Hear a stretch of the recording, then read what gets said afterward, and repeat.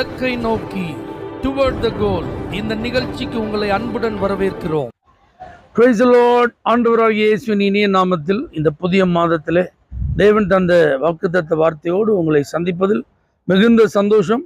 66ஆம் சங்கீதம் 20ஆம் வசனம். என் ஜெபத்தை தள்ளாமலும் தமது கிருபையை என்னை விட்டு விலக்காமலும் இருந்த தேவனுக்கு ஸ்தோத்திரம் உண்டாவதாக. சங்கீதக்காரன் கர்த்தரை மகிழ்ச்சியோடு நன்றி நிறைந்த இருதயத்தோடு ஸ்தோத்தரித்தது போல இந்த மாதம் முழுவதும் ஆண்டவரை நீங்க துதிக்க போறீங்க, ஸ்தோத்தரிக்க போறீங்க, நன்றி சொல்ல போறீங்க. ஏன்னா கர்த்தர் ஜெபங்களுக்கெல்லாம் பதிலளித்தார். அவருடைய கிருபை என்னை விட்டு விலகாமல் இருந்தது என்பதை நீங்க நினைத்து பார்க்கும்போது உங்களால துதிக்காம அமைதியா இருக்க முடியாது. இந்த தாவீதுட்ட நீங்க போய் உன் ஜெபத்தை கர்த்தர் தள்ளாததுனால, அதற்கு பதில் கொடுத்ததுனால உனக்கு என்னப்பா அப்படி ஆசீர்வாதம் கிடைச்சிட்டு அப்படின்னு கேட்டால் அவர் சொல்லுவார், என் பாவங்கள் மன்னிக்கப்பட்டது.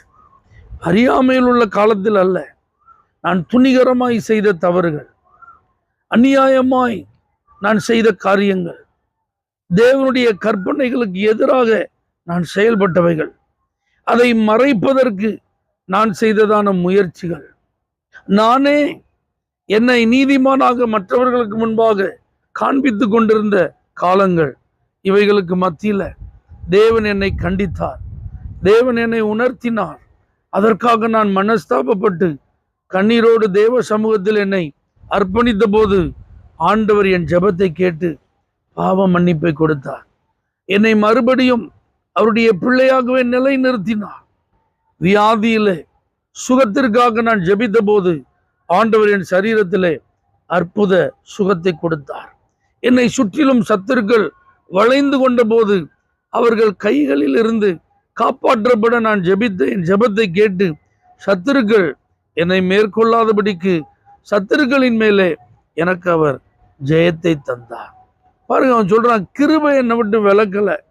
அப்ப பாருங்க, சவுலை விட்டு கிருபையை விலக்குனதை அவன் பார்த்தான். சவுலை விட்டு கிருபை விலக்கப்பட்டதுனால அவனுக்கு ஏற்பட்ட பாதிப்புகளை கண்கூட பார்த்தவன். ஆனா சவுல் செய்த தவறு பெரிதா, தாவீது செய்த தவறு பெரிதா அப்படின்னு ஒரு பட்டிமன்றம் வச்சா தாவீது செய்த தவறு தான் பெரிது அப்படின்ற மாதிரி இருக்கும். ஆனா கர்த்தர் அவனுக்கு வாக்கு கொடுத்தாரு பாருங்க, சவுலை விட்டு என் கிருபையை விளக்கினது போல உன்னை விட்டு உன் குடும்பத்தை விட்டு என் கிருபையை நான் விளக்க மாட்டேன் அப்படி கர்த்தர் உடன்படிக்கை செய்தார், வாக்குத்தத்தம் பண்ணினார். ஏன்னா அவனுக்கு நல்லா தெரியும், திறமையினால் அவன் தேர்வு செய்யப்பட்டவன் அல்ல, அனுபவத்தினால் தேர்வு செய்யப்பட்டவன் அல்ல, அவனுக்கு இருந்த சாமர்த்தியத்தினால் அவன் தெரிவு செய்யப்பட்டவன் கிடையாது, கர்த்தருடைய கிருபையினால தேர்வு செய்யப்பட்டவன். அப்போ அவனுக்கு அந்த வேல்யூ நல்லா தெரியும். அதனால தான் அவன் சொல்றான், ஆண்டவர் அந்த கிருபையை என்னை விட்டு விளக்காததுனால பரிசுத்த ஆவியை என்னை விட்டு அவர் எடுத்து போடவே இல்லை. கடைசி வரைக்கும் அந்த ராஜ மேன்மையிலேயே அவன் வாழ்ந்து ஆண்டுடைய நாமத்தை மகிமைப்படுத்த அவனுக்கு கிருபை கிடைத்து. இதை மாதிரி நிறைய சொல்லிட்டே போகலாம். அப்போ இன்னைக்கு இந்த புதிய மாதத்தின் துவக்கத்தில் கர்த்தருடைய சமூகத்திலேருந்து இந்த வார்த்தையை கேட்குற நீங்களும் நானும் கொஞ்சம் கடந்த 7 மாதங்களை நினைச்சு பார்ப்போம். எத்தனை ஜெபங்களுக்கு கர்த்தர் பதில் கொடுத்திருக்கிறார். நம்மளெல்லாம் புறக்கணிக்கணும், வெறுத்து தள்ளி இருக்கணும்னா எப்போவோ அவர் தள்ளி இருக்கணுமே. ஆனால் இன்னும் அந்த கிருபை நம்மளை விட்டு விலகலையே. ஆகவே இந்த மாதம் நம்ம செய்ய வேண்டியதெல்லாம் வேற ஒன்றுமே இல்லை. தேவனுக்கு முன்பாக நம்மை தாழ்த்துவோம், கர்த்தருக்கு பயந்து நடப்பதற்கு நம்மை அர்ப்பணிப்போம், முற்றிலும் கர்த்தரையே நாம் சார்ந்திருப்போம். எசேக்கியா மனம் மேட்டிமையானான் என்று எழுதப்பட்டிருக்கு. அப்போ கர்த்தர் அவனுக்கு மன்னிப்பு கொடுத்தார், ஆனால் அவன் பிள்ளைக்கு அவர் ஆண்டவர் மன்னிப்பு கொடுக்கல.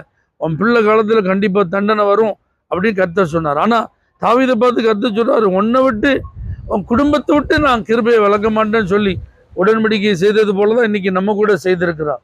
ஆகவே இதற்கு நாம் எவ்வளவேனும் தகுதி உள்ளவர்கள் அல்ல, பாத்திரவான்கள் அல்ல என்பதை புரிந்து இந்த புதிய மாதம் முழுவதிலும் ஆண்டுடைய சமூகத்திலேயே நம்மை தாழ்த்துவோம்.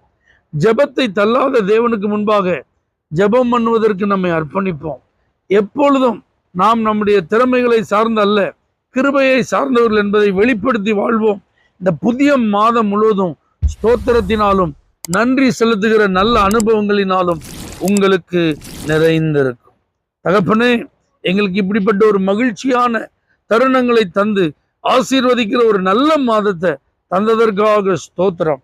இயேசுவின் நாமத்தில் பிதாவே, ஆமென். For prayer contact, Pastor J. J. Kumar, El Shaddai Ministries, 9500252586, Surandai.